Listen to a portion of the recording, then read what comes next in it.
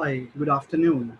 Today we are going to start with the defined phase of the Six Sigma. As you know that it's a DMAC methodology which works on the overall improvement cycle wherein D stand for define, M stand for measure, A stand for analyze, I stand for improve and C stand for control.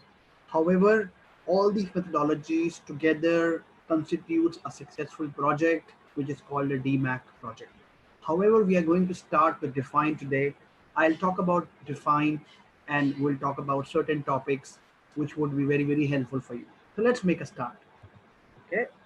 Before we start, I would like to tell you that define phase of Six Sigma is essentially a sales pitch, which we put together to get the stakeholder buy-in. We anticipate all the questions which the other person might ask and try answer those questions. So basically in the define phase of Six Sigma, we prepared a problem statement in detail to ensure that the stakeholder, the person who is going to get impacted, would be able to understand why it is called sales pitch, because it's a kind of a proposal that we're going to submit to take the stakeholder buy-in. That's why it's called a sales pitch. We will talk about in detail that what are the components of define phase, what all do we cover in define phase. But just for now, it's called a sales pitch, which is put together to get the stakeholder buy-in. And in the define phase, we not only prepare a sales pitch, we as a team anticipate all the questions that the person might ask, which we are going to talk about now. In the define phase of Six Sigma, the focus is on identifying the customers and the project CTQs, which is called critical to quality. We develop the project charter, so we'll understand what is a project charter, and we will also be developing a process map. Okay, so let's get into the detail. Okay, before we get into the project charter, it is very, very important for us to understand the different types of customer that we have. Okay, so we have different types of customer. We have internal customer, we have external customer, and we have regulatory customer. Let's understand these customers one by one in detail. Who are our internal customers? Internal customers are the ones who are utilizing, using a product or service as an input to their delivered output for the next internal customer or the external customer.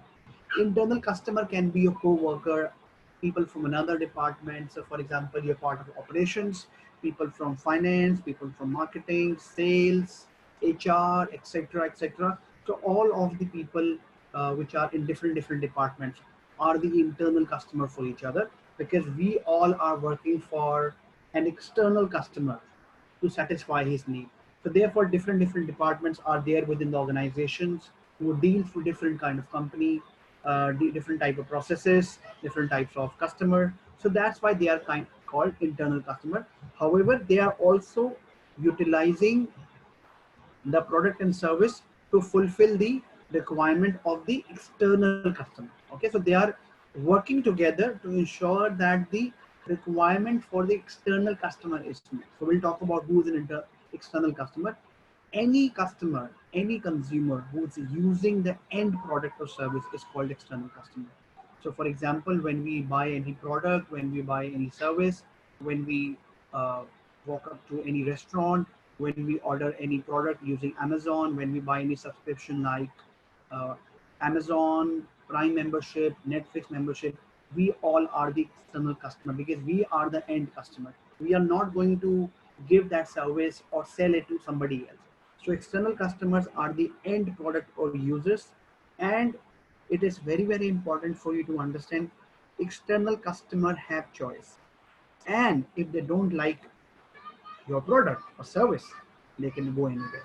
So it is very, very important to satisfy the need of the external customer, because they are the ones who is 100% dependent on the business impact, on the profitability of the organization. Okay, now let's talk about regulatory. Regulatory companies are the ones who regulates the different organization to ensure that everybody works on the same tangent. Okay, so we have different regulations, like we have regulations like TRAI for telecom. We have different regulations for insurance industries, with different regulations for Indian government, for any US or any UK government also. And why they are customer? Because they also have certain requirements. Okay, if their requirements are not fulfilled, we as a organization or we as a company will not be able to meet the customer requirement.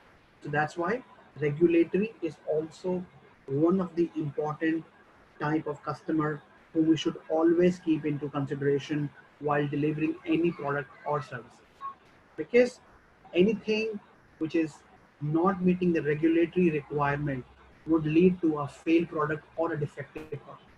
Okay, moving on. Now we would like to understand what is CTQ. Okay, and I'm sure everybody's aware, but just for the benefit, I would like to tell you that CTQ stands for critical to quality. What is critical to quality? Critical to quality are the measurable characteristic of a product or process.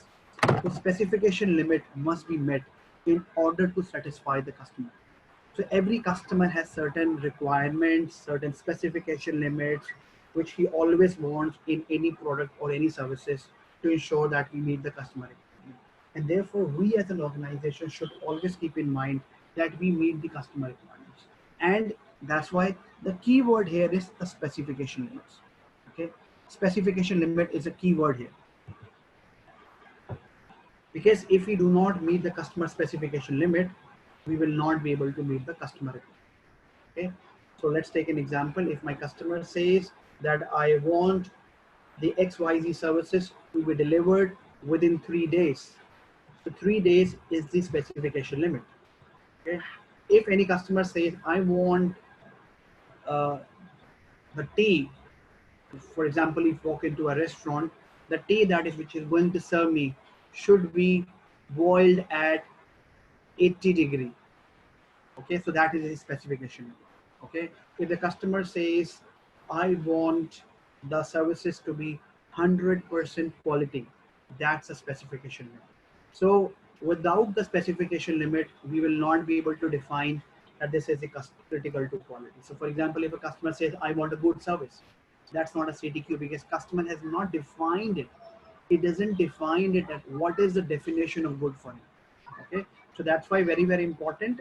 If the customer has not said it, it is our responsibility to ask that what is the specification limit, which has to be measurable in order to meet the customer requirement.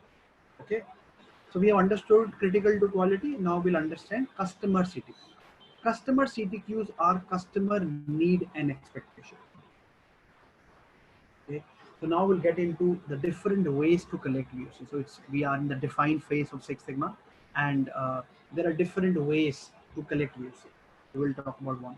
So there are surveys. You can see that through surveys, through interviews, you can be a customer, because when you are a consumer, you can always give your feedback. And nowadays, there are a lot of mediums which are being used to capture the customer survey also. Okay, how the surveys can help to collect VOCs, the customer observation, interviews, there are some audits happening, and be a customer, there are listening posts. Okay, so you can see it's there. For survey, there are complaints. For interviews, there's a comparative comparison, how the other companies are doing, and be a customer, there's a focus group also.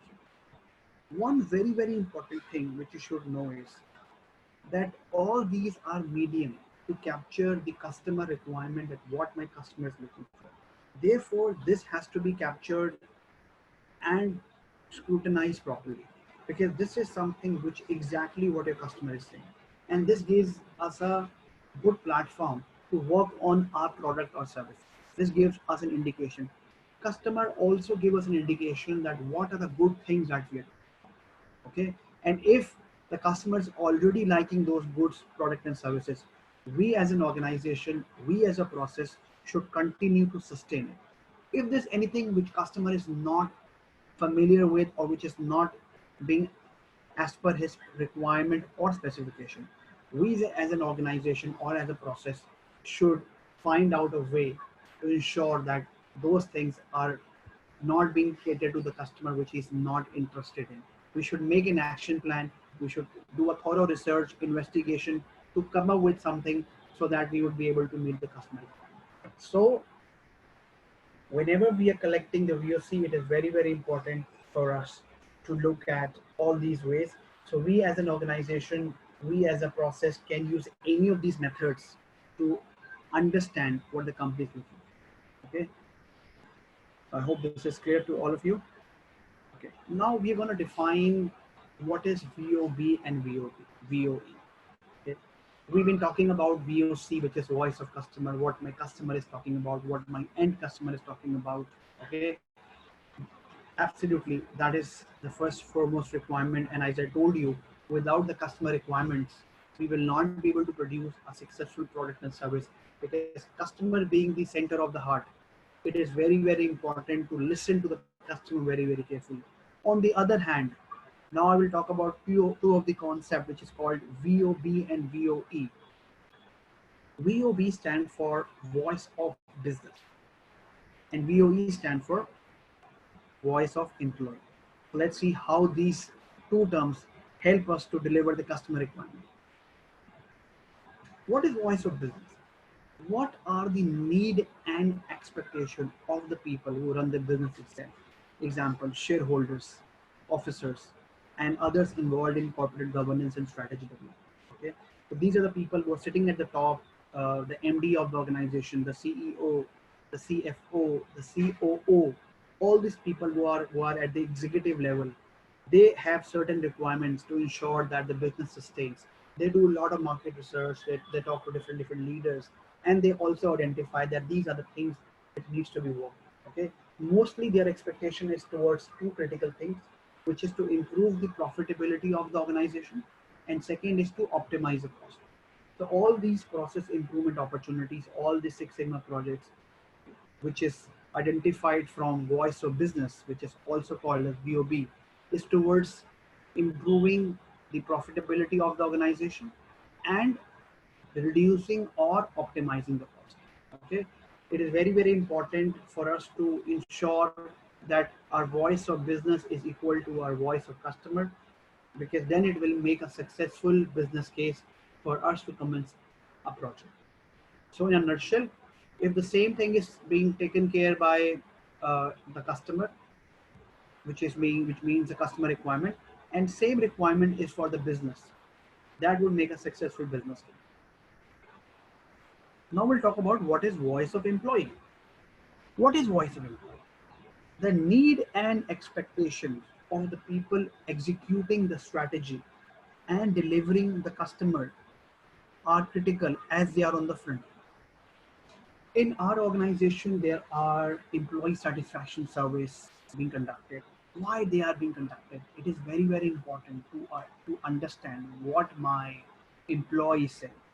If I don't consider what my employee is saying, if I don't look at, I would not be able to produce good services or products, because people are the most important part of any organization. If people are not motivated, if people are not satisfied, we will not be able to deliver any services. No matter how wonderful technology you have, how wonderful processes you have, how great market share you have, how great capital you have, but if your employees are not being captured, if your employees are not being taken care, we will not be able to do it. So therefore, voice of employee is very, very important. And in every organization, it is a responsibility of an HR team to ensure that the voice of employee surveys are being conducted. Post that, the most critical things, the most vital things are being captured, and basis that the next year strategy is being developed so that the people are being satisfied and happy at the end of the year or at the end of the day. So that's what is called voice of employee. So we have understood voice of business, and we have also understood voice of employee. Now we are getting into the defined phase. As you remember, in the beginning, I told about the defined phase is a sales pitch, which we put together to get the stakeholder buy-in. Okay. So now in the defined phase, we prepare a project chart. Okay. Which is a document which is used to get the stakeholder buy-in to do a project. So we will get into the components of the define phase, and let's understand that one by one. So we are getting into the project charter now. As I earlier said, it's a document that provides framework and objective, clarifies that what is expected out of the project. So there are a lot of things that which is expected out of the project, which we will get into the detail. But this is just an outline which we should know that it's a document that provides framework and objective, which clarifies that what is expected out of the project. There are some activities which are performed under project charter. Okay, so these are very important thing. Under project charter, the first thing that we need to look at is the business. Second is the problem statement. Problem statement is also known as the opportunity statement. So we can either call it as a problem statement, or we can either call it as an opportunity statement.